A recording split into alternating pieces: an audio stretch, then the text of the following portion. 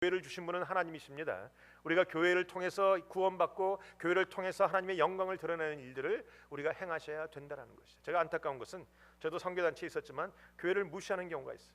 교회가 중요한가? 사람이 중요하지. 물론 성도가 중요하지만 그래도 이 땅에 주신 교회를 주신 분은 하나님이세요. 여러분 마음속에 교회에 대한 사랑과 애착과 교회를 중심으로 살아가시는 여러분 되시길 주님의 이름으로 축원드립니다. 그런 의미에서 교회랑 가까운 게 제일 좋아요. 지나가다가 들리고 옆에 가다가 들리고 잠이 안 오면 들리고 좌우지간 교회가 좀 그래야죠. 교회가 너무 멀면은 신앙생활에 어려움이 있어요. 여러분 삶 속에 가능하면 교회 자꾸 가까이 들면서 교회 근처에서 교회를 중심으로 사길 바랍니다. 자기 꿈이 있어요. 이 교회당 끝에 정말 우리 어르신들을 위해서 정말 노인 아파트 하나 짓고 우리가 늘 여기서 모여 살면 어떨까? 또 목사가 사고를 치려고. 내가 사고 치면 하나님이 책임져 주신다는데 뭐. 사실 교회를 중심으로 살아가시는 분 되시길 바랍니다. 여러분 또한 세 번째, 첫 번째는 주의를 지키는 것이었고, 두 번째는 교회를 가는 것이고, 세 번째 그의 습관은 교회에 가서는 늘 봉사하고 섬기는 것이었어요. 오늘 본문에 보니까 그가 새 안식일에 규례를 따라서 교회를 갔고 그 성경을 가지고 2절에 새 안식일에 성경을 가지고 강론하여 뜻을 풀어 그리스도에 관해서 전했다고 얘기합니다. 이런 그는 성경학자예요. 그는 바리새인이었고 그는 가말리엘 문화생이었고 그는 성경에 통달한 사람이었고 그래서 복음을 증거하는 데는 그보다 뛰어난 사람은 없었어요. 유대인들의 회당에 가면 회당장에 나와서 성경을 읽습니다. 그날 정해진 본문을 읽고 얘기합니다. 오늘 여러분 중에 이 성경의 뜻을 우리에게 풀어주실 분이 계십니까? 그분 그 중에 한 사람이 일어나서 와서 오늘 이 성경의 말씀은 하나님이 우리에게 이런 말씀으로 전해주신 것입니다. 나에게 개인적으로는 이렇고 여러분에게는 이렇습니다라고 강론, 요새 말하면 바로 이것 설교하는 것이 그 당시에 회당의 그 관습이었어요. 오늘 바울은 세 번이나 계속 성경을 풀어서 강론했다라는 대목이 나옵니다.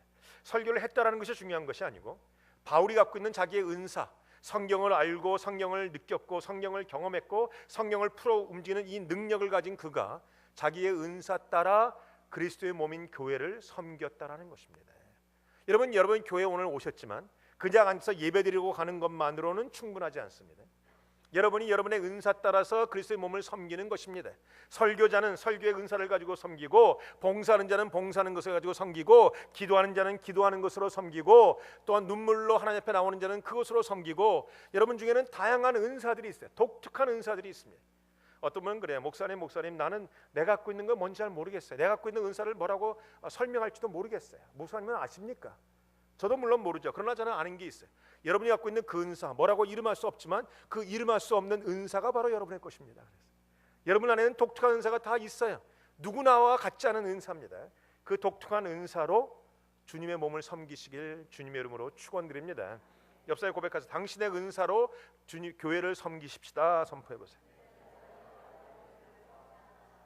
여러분 로마서에 보면 이런 말씀이 나옵니다. 로마서 12장 4절에 우리가 한 몸에 많은 지체를 가졌으나 모든 지체가 같은 직분을 가진 것이 아니니 이와 같이 우리 많은 사람이 그리스도 안에서 한 몸이 되어 서로 지체가 되었느니라.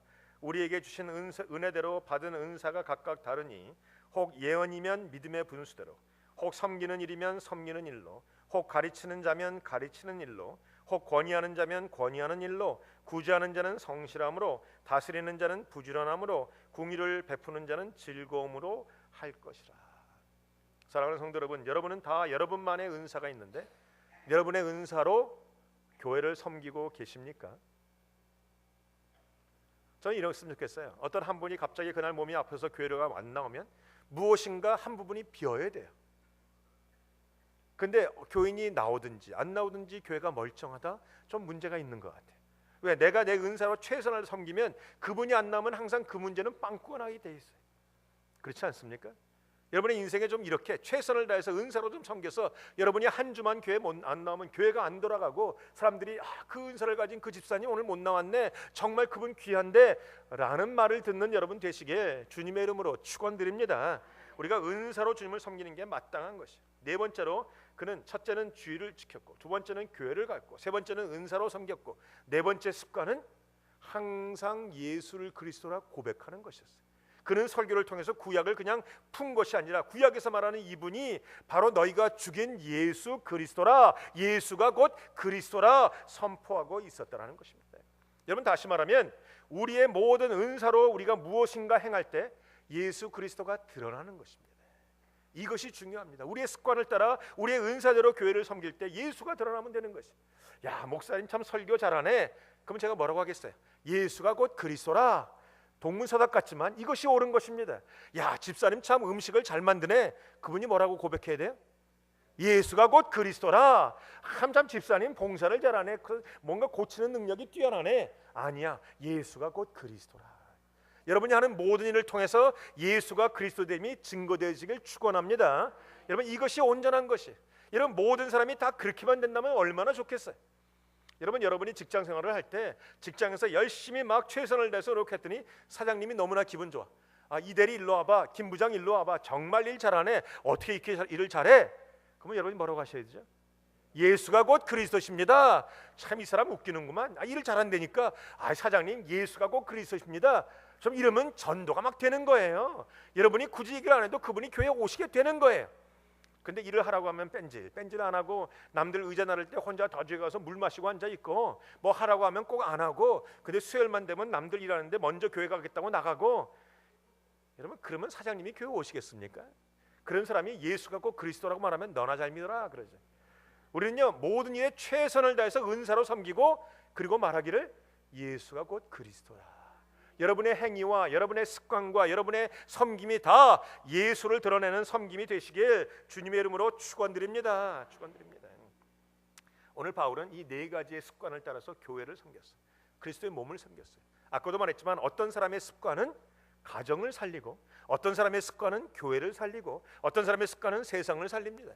근데 어떤 사람의 습관은 가정을 파괴하고 교회를 파괴하고 세상을 망가뜨리는 습관이 있어요. 여러분은 어떤 습관이 있으십니까? 여러분의 습관은 유익한 습관입니까? 아니면 해가 되는 습관입니까? 오늘 해가 된다면 잘라내시고, 유익한 것이라면 더 크게 일으키시길 주님의 이름으로 축원드립니다. 제가 늘 아버지 학교 강사이기 때문에 하는 얘기가 있어요. 아버지가 살아야 가정이 살고, 가정이 살아야 교회가 살고, 교회가 살아야 세상이 산다. 제가 아버지를 자꾸 훈련을 시킵니다. 아버지가 잘하면 돼. 아버지만 변화되면 돼. 우리가 흔히 아마 아버지든 아내든 이런 거 있죠. 내가 좀 변화되려고 노력해서 애썼는데 상대방이 받아주질 않아. 내가 애썼는데 상대방이 모른 척해 알아주지 않아. 그러면 금방 삐지고 안 하시는 분이 계세요. 그것은 변화된 게 아닙니다. 변화된 척만 하고 있을 뿐이지. 내가 온전하게 변화되면요, 다른 사람이 알아주든 안 알아주든 상관없다니까요. 나만 변하면 되는 것이에요. 내 자녀가 안 알아주고, 내 아내가 안 알아주고, 내 남편이 안 알아주고, 세상이 안 알아주고, 집사가 안 알아주고, 심지어는 목사가 안 알아줘도 괜찮아요. 나만 바뀌었으면 하나님이 알아주시는 것이고, 하나님이 도우실 것이고, 하나님이 함께 하실 것이라는 거예요. 여러분 안에 온전한 변화가 있게 되시길 주님의 이름으로 축원드립니다. 오늘 본문에 보니까 이 놀라운 습관을 가졌던 바울의 영향력은 대단했어요. 오늘 본문에 바울이 몇 번이나 안식일에 참여했습니까? 오늘 2절에 보시면 새 안식일에 성경을 가지고 강론한다고 했어요.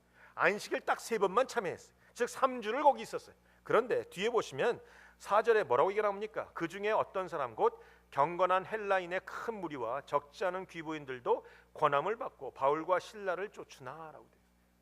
지금 바울이 자기의 습관을 따라 말씀을 증거하고 다니는데 그 영향력이 대단했다는 것이죠. 거기에 보면 놀라운 귀족들과 귀부인들이 예수를 믿었어요. 여기서 말하는 귀족들이란 로마 사람들입니다. 여기서 말하는 귀부인들이란 꼭 로마 사람들이 아니라 유대인들을 많이 말하고 있어요. 왜냐하면 그 당시에 로마 귀족들이 유대의 여인과 결혼하는 것을 좋아했어요. 왜냐하면 그 당시에 로마는요, 이 너무나 문화적으로 퇴폐하고 퇴폐 문화예요. 그냥 뭐 성적으로도 문란하고 모든 것이 다 문란해서 그 당시에 로마에 가장 큰 병들이 많았다 그랬어요. 그들이 문란한 생활을 했기 때문에 그래요. 그래서 여러분 때때로 로마 영화 같은 거 보면 얼마나 문란한지 몰라요. 그런 과정에서 로마의 귀족들이 순결한 여인, 정결한 여인, 하나님을 사랑하고 경외하는 믿음의 여인 유대인들과 결혼하는 것을 즐거워했다는 문헌들이 나와요.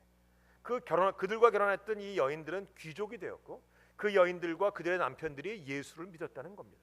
그래서 그들에게 낳은 자녀들도 예수를 믿어서 주 300몇 년에 로마가 기독교 국가로 바뀌는데 가장 큰 역할을 했던 사람들이에요. 아무튼 그 많은 사람들이